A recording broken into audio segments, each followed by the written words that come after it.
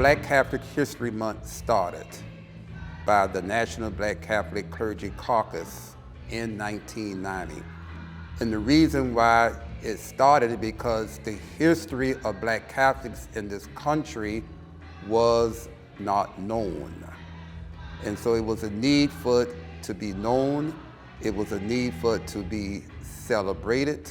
It was a need for it to be shared with the larger community.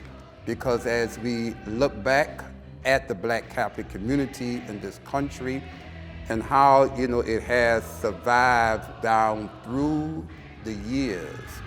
And one thing we can say, it has been a testimony of faith.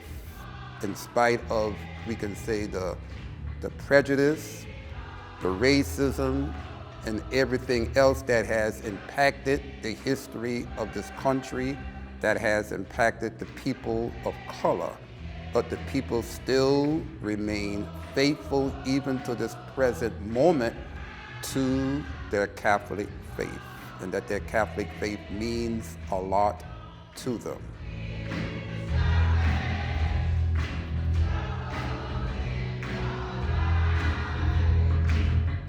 Just so amazing how we all, when we gather together, what we can do.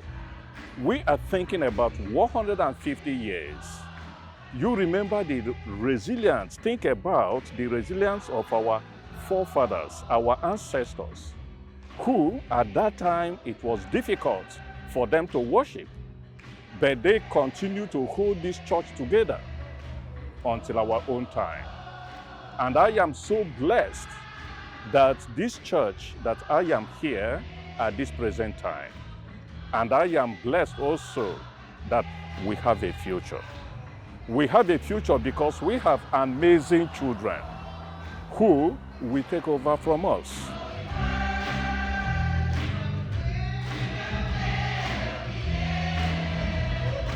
I was ordained a priest for the Diocese of Savannah. On May 28, 1988, I was the first Black priest for the diocese in its history when I got ordained. Went to school here in Savannah, started school at St. Benedict the Moor School. I was baptized at St. Benedict the Moor Church. I received my first communion at St. Benedict the Moor Church. I was called to orders at St. Benedict the Moor Church, and I celebrated the first Mass as a priest at St. Benedict the Moor Church.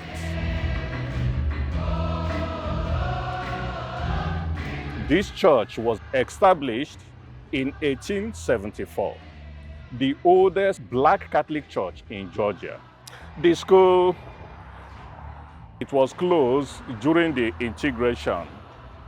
And this school raised up people from all over these United States who studied in this school. And Justice Clarence Thomas was one of them. Clarence Thomas is years older than I am, but I know Clarence Thomas. We from the same neighborhood. Growing up here in Savannah, there was St. Benedict the Moor on East Broad. There was the Most Pure Heart of Mary, also many people will say St. Mary's, on West 36th Street in the Cala Brownsville community. And there was St. Anthony of Padua on Fell Street in West Savannah. And for a period of time, there was also St. Pius X High School here in Savannah. So there were 3 Black parishes and 4 schools in Savannah at one point. So there was, a presence of the church in the Black community here in Savannah.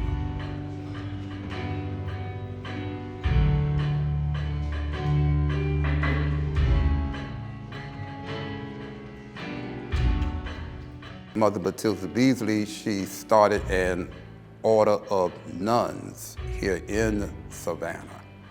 And they were under the Franciscan community.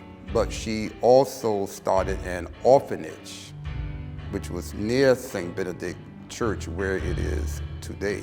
And she's a testimony to the Black people, and we could say she lived her life for the church.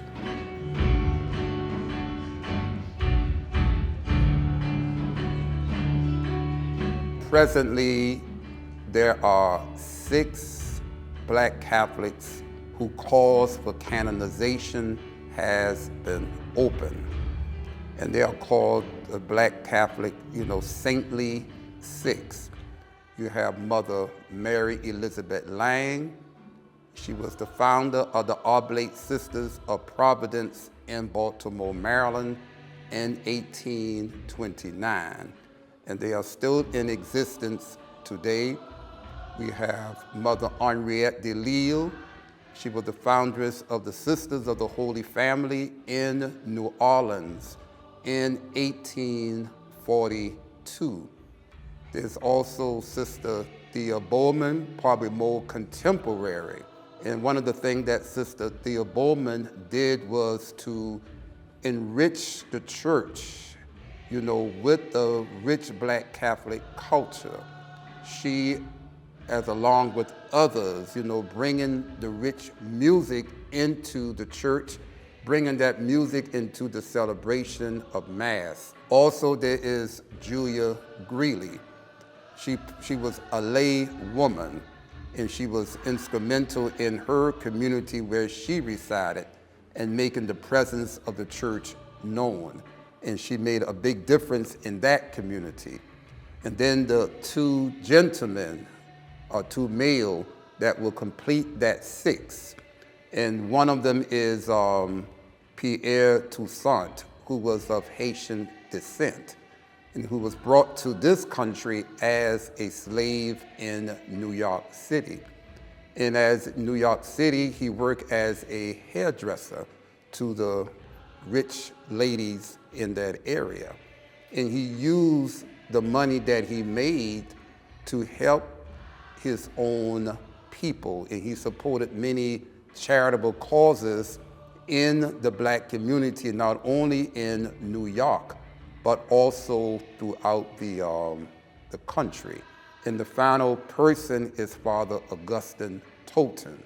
And being, a Black priest myself, Father Augustine Tolton, we know his story is very inspirational to me and to many other Black Catholic priests.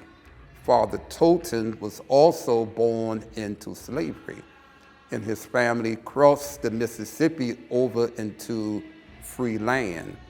And he had a desire or vocation to the priesthood.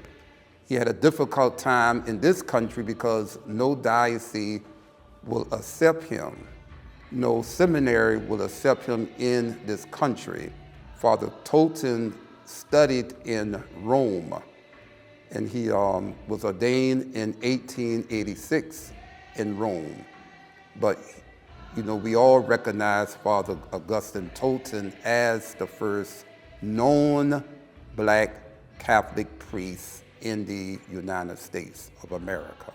And I think the celebration and the knowing of that history helps the church with evangelization in the Black community, because many people have the perception that the church is only for European people of European descent, not knowing that the church is universal, not knowing of the rich history of the church, not just in our diocese, but throughout the country, throughout the world, we can say today.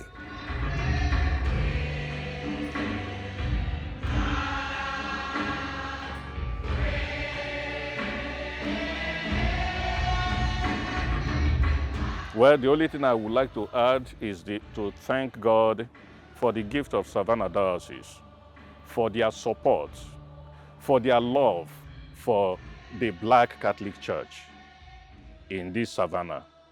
And I am so appreciative of the support of every bishop that worked here, and then the staff working in the diocese as well. And I thank God for the gift of my parishioners. I have amazing parish. I have amazing parishioners. I have been here for 12 years, and it is just like a home for me.